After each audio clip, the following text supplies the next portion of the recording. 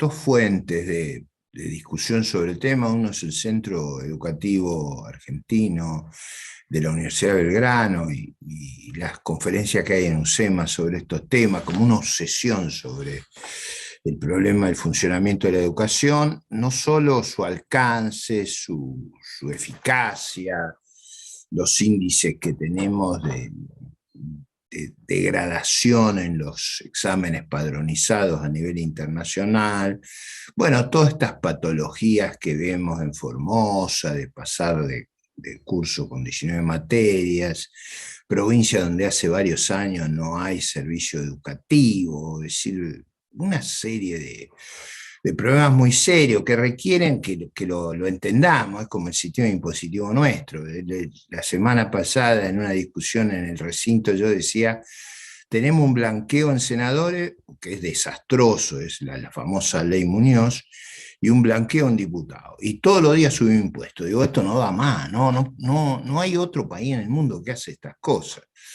Y en materia educativa, la degradación por las reglas, esto de pasar con 19 previa, en la época que yo estudiaba en el secundario, muchos años atrás, comienzo de los 60, era una previa, es decir, 19 hay una distancia enorme y la jerarquía del fenómeno educativo. Ahora, esto también forma parte del cómo se enfoca el tema, tanto a nivel federal como a nivel provincial, o sea, no solo en el Estado, sino también en la familia. Yo te contaba lo del abuelo, es decir, acá hay toda una conciencia equivocada sobre la gravedad de ese fenómeno, porque históricamente todo esto tenía a ver, el énfasis sarmientino, si uno se acuerda, era educar para la ciudadanía, educar para que no fuéramos bárbaros, para que no fuera la lógica del degüello. Yo vengo de Corrientes y me acordaba de la batalla de Pago Largo, donde Pascual Echagüe vence al gobernador de Corrientes, Verón de Astrada, y digamos, cuando le exigen la rendición, ya el gobernador había muerto en combate, la condición era que les preservaran la vida, digamos, degollaron 1200, para que te dé una idea después de la rendición. Era una barbarie increíble. Entonces, esa prédica sarmientina de dejar la barbarie es una cosa muy importante. Ahora, nosotros tenemos un problema educativo que tiene que ver no solo con la ciudadanía, que permanece como problema, sino que tiene que ver con la empleabilidad. Hoy tenés problemas de empleabilidad muy severos por la revolución digital que ha ocurrido, por digamos, la velocidad del cambio tecnológico. Hoy lo mínimo que uno tendría que aspirar es a terminar la escuela secundaria con un nivel razonable. Nosotros no tenemos eso. Yo he estado, digamos, exponiendo a lo largo y ancho del país la necesidad de poner un examen al fin del colegio secundario, como hay en Brasil, como hay en Chile, como hay en Francia, que agregaría una información valiosísima, entre otros a la propia persona. Si vos te va muy mal en ese examen, es que no hiciste el colegio secundario, en la realidad. No es un afán persecutorio, sino es un afán de nutrir de información, que por supuesto en Chile se usa para los ingresos a las universidades, por ejemplo, en carreras en general hay cuellos de botella, como medicina, te aplican el puntaje, no te da el puntaje, no entras. Entonces, en general uno podría usar ese instrumento como un instrumento de conducir la matrícula, ¿no? De buscar además elementos de alivio social. Yo te decía la acción comunitaria. Yo, por ejemplo, creo que en los barrios más vulnerables debería haber doble jornada o jornada completa, y además debería haber maestros de apoyo. Yo ayer hablaba con un intendente de una ciudad importante del interior del país, y le decía, ¿por qué no estás pensando en centros? Él me contaba los problemas educativos. Yo decía, ¿por qué no estás pensando en centros de apoyo? No se meta con la educación que es de nivel provincial, pero usted arme centros de apoyo en los barrios vulnerables con 2 o 3 maestras que los ayuden a hacer los deberes. Porque, digamos, en mi familia, por ejemplo, mi mujer cuando está acá, ayuda ayudaba a los hijos, a los sobrinos, ahora ayuda a los sobrinos nietos, si se la pasa dando clase a la noche. O sea, hay un mecanismo muy fuerte, muy intenso los fines de semana de apoyo escolar. Yo digo, en las familias donde el nivel educativo de los padres o de los tíos o de los abuelos es limitado, ese esfuerzo no se puede hacer. Entonces, ¿quién lo tiene que hacer? Bueno, una forma de hacerlo es poner maestras de apoyo, tutores que, digamos, permitan sostener el ritmo educativo. Y creo que eso es una cuestión importante. De nuevo, es como el tema de la salud, el tema de las drogas. No figura en la agenda hablar de este tema, no figura en la agenda el problema de déficit que tenemos en la graduación del colegio secundario. Recuerda que las leyes nuestras establecen que la enseñanza secundaria es obligatoria. En realidad tenemos un problema monumental en la enseñanza secundaria en términos de calidad y en términos de graduación. Y eso parte es porque las escuelas primarias, el jardín de infantes o el preescolar o la educación secundaria están vistas como un elemento de contención, no están vistas como un elemento de preparación. Y creo yo que ese también es una temática para el sonsonete del Peter Seller que yo quiero hacer del presidente. Por ejemplo, hablar todos los días de los indicadores, de las leyes nacionales, qué se está haciendo para mejorar eso, lo que observa provincia por provincia, no con el afán de castigar, sino de inducir, hacer como hacía el abuelo. Leyó su paginita. Bueno, el abuelo decía que había que leer diario que no fueran escandalosos. Todo era una cosa, pero una cosa de buenas prácticas. Fíjese con quién se reúne, no se meta en lío, no se meta con gente que no actúa correctamente.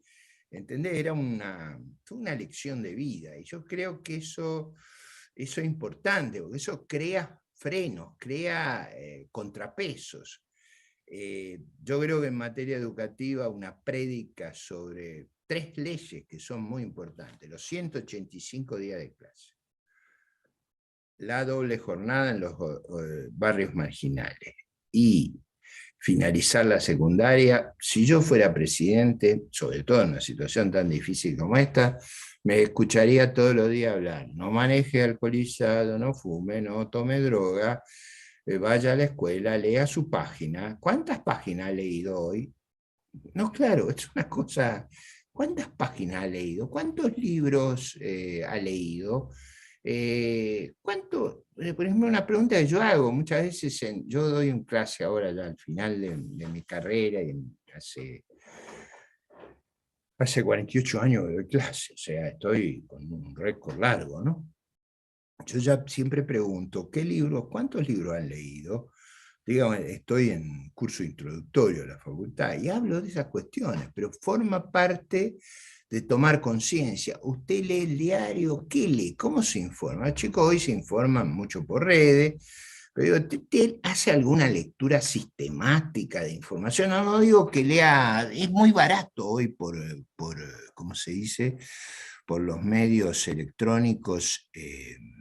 Suscribirse a un periódico, y uno puede tomar la costumbre de leer, digamos, con algún interés. Y lo digo esto con toda franqueza: yo he estado, no puedo viajar mucho por esta paridad que existe en diputados, que se falta, se traduce en una derrota en la votación, por eso estamos todos anclados en Buenos Aires. Pero este, estando en Estados Unidos una semana que fui, en la semana de Semana Santa, estuve en muchas reuniones con centros de estudios, think tank, universidades. Una cosa que me impresionaba es que todo el mundo hablaba de la guerra, de los riesgos, de los problemas.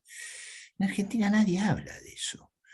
Y yo, hablando con mi oculista, me confesaba que ella, entre la lectura científica, en que tenemos esos médicos tipo taxi que atienden en 5 o 6 lugares, o sea, un mal diseño de nuestra gestión, de nuestra salud, pero digo, me decía, yo no puedo leer sobre las noticias internacionales. Había ido a un congreso de oftalmología y todos los médicos en los almuerzos, en la cena, le hablaban de los riesgos de la guerra, de si se iba a desbordar. Y yo, no es un tema. Y si vos te fijas, Cristian, en Argentina nadie habla de estos temas. Nosotros vivimos aislados, vivimos en nuestro problema, en nuestro disparate, una parte del tiempo burlándose del presidente porque dice unas cosas, al rato dice todo lo contrario.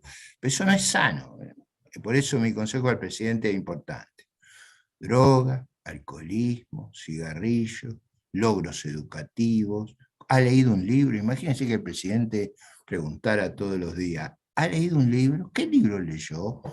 ¿Ha leído sobre, por ejemplo, los problemas de la conducta respecto a las adicciones, sobre la esperanza de vida, digamos, o sobre novelas, o sobre...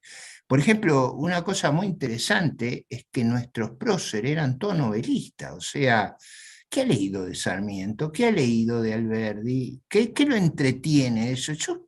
Yo a veces en la universidad me quedo espantado porque pregunto qué han leído de Alberdi, qué han leído de Sarmiento, nada. Digo, lo comparo con gente que vive en Europa, muy cercana a mí, o en Estados Unidos, y en general la lectura sobre la propia historia y sobre la propia literatura es muy intensa, y yo digo, bueno, eso no está bien. No, lo que pasa es que eso decayó totalmente acá, Ricardo. De hecho, en la práctica, yo, de la misma manera que vos das clase todo, vos sabés que yo doy clase todo el tiempo en la UCA, y eso te lo puedo decir yo, te lo puede decir cualquier persona que se dedique a la docencia universitaria, te va a decir el nivel con el que ingresan los nuevos estudiantes a la universidad. Es cada vez peor, eso es así. Y además, el otro problema que hay es que no solamente no hay un énfasis en una correcta política educativa ya con una bajada de línea a nivel estatal, sino que justamente es todo lo contrario.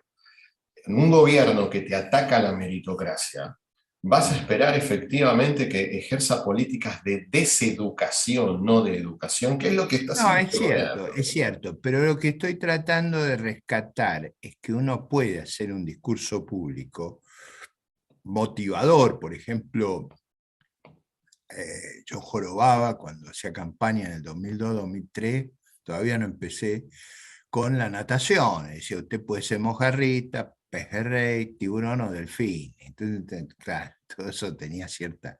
Pero la idea era que los jóvenes escucharan ese mensaje y tuvieran otras expectativas que las que trágicamente se le instilan con ese comportamiento donde el tipo ve como un vivo al soldadito del narco, ¿no?